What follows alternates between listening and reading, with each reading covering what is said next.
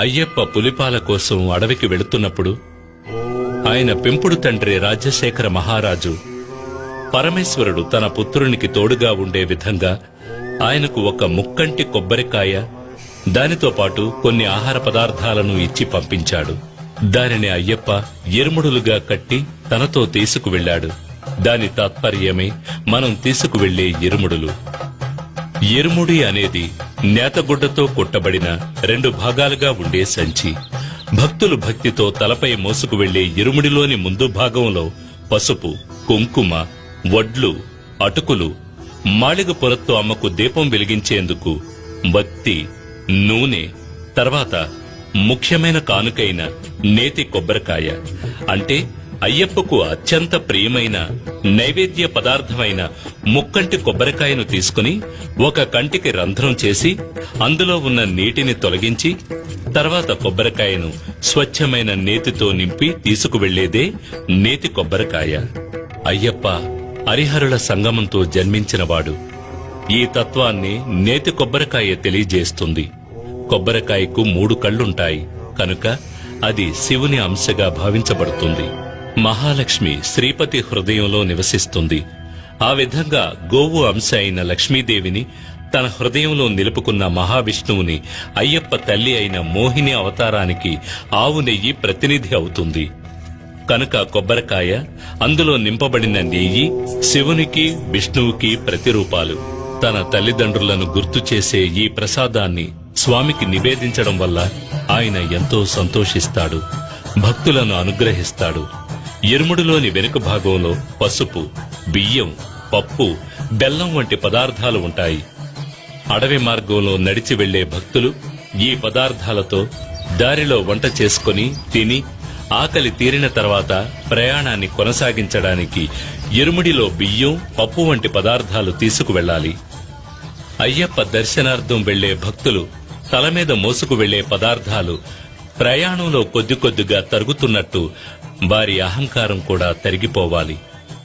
వారిలోని అహంకారం, పొగరు, కోపం, ద్వేషం, అసూయ వంటి దుర్గుణాలు అన్నీ వారిని వదిలి వెళ్లిపోవాలి.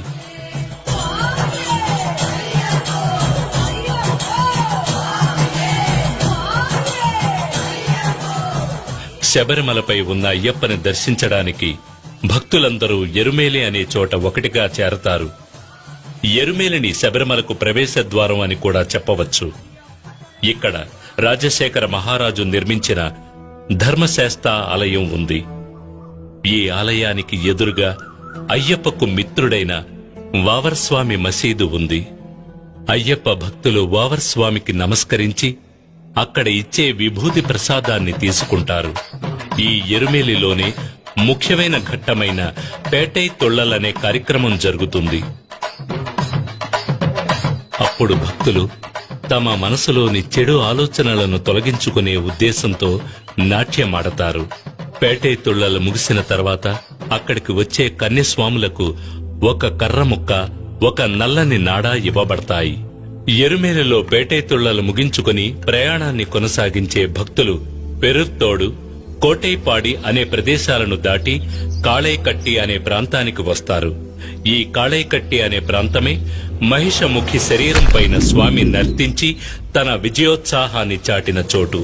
ఆ నాట్యాన్ని చూడవచ్చిన పరమేశ్వరుడు తన నందిని అక్కడ ఒక చెట్టుకి కట్టివేయడం వల్ల ఆ ప్రాంతం కాళైకట్టి అని పేరుగాంచింది.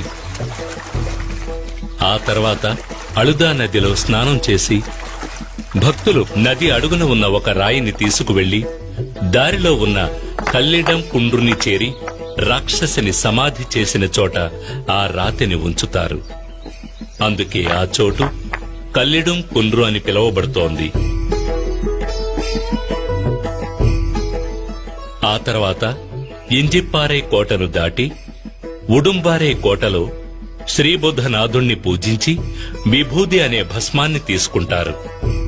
తర్వాత శబరిమల వెళ్లే దారిలో భక్తులు పవిత్ర నది అయిన పంపా నదిలో స్నానం చేసి తమ పాపాలను తొలగించమని అయ్యప్పను ప్రార్థించి అక్కడ ఉండి పంబాస్తి అనే కార్యక్రమంలో 108 పొయ్యిల్లోని బూడిదను కన్యస్వాములు తమ ఇంటికి తీసుకువెళతారు. ఆ తర్వాత విఘ్నేశ్వరుని పూజించి శబరిమలపైకి యాత్ర ప్రారంభిస్తారు.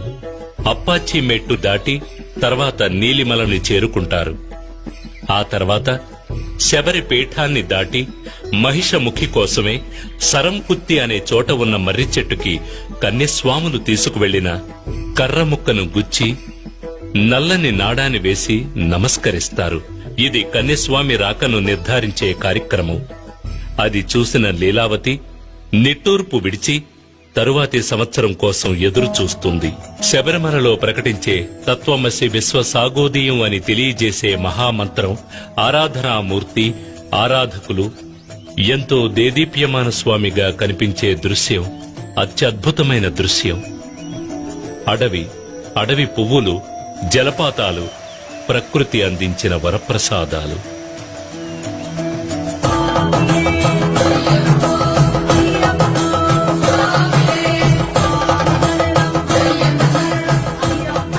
తర్వాత అయ్యప్ప సన్నిధికి ముందుగా ఉన్న 18 తత్వాలకు చిహ్నాలైన స్వామి తత్వాధీనుడే ఉన్నాడని తెలియజేసే 18 మెట్లు ఎక్కి వెళ్లి అయ్యప్ప సన్నిధానం చేరుకొని తమ పాపాలను, దోషాలను, కష్టాలను తొలగించమని ప్రార్థించి భక్తి పారవస్యంలో మునిగి ఆ రాత్రి అక్కడే ఉండి ఆనందిస్తారు. మరునాడు ఉదయం అయ్యప్పకు నెయ్యి అభిషేకం చేసి మాళిగపురత్తు అమ్మని దర్శించి తాము చేసిన పాపాలను తొలగించమని వేడుకుంటారు. మకర దీప పూజకి ముందు అయ్యప్ప స్వామి బంగారు ఆభరణాల పెట్టెను పందల రాజ్యం నుండి శబరిమలకు తీసుకువెళ్లేటప్పుడు ఆకాశంలో ఆభరణాల పెట్టెకు మార్గదర్శిగా గరుడు వెళ్లడం అనేది ఆశ్చర్యకరమైన విషయం. అయ్యప్ప యొక్క ప్రత్యేక అంశం బ్రహ్మచర్యాన్ని పాటించి వచ్చే భక్తులను అనుగ్రహించడం. అందుచేత 10 సంవత్సరాలు దాటిన ఆడపిల్లలు, 50 సంవత్సరాలలోపు మహిళలు అయ్యప్ప దర్శనం కోసం శబరిమలకు వెళ్లకూడదు. మండల పూజ ముగిసిన తర్వాత మకర దీప పూజ ప్రారంభమై మకర దీప పూజ ముగిసే నాడు మకర సంక్రాంతి పూజ జరుగుతుంది.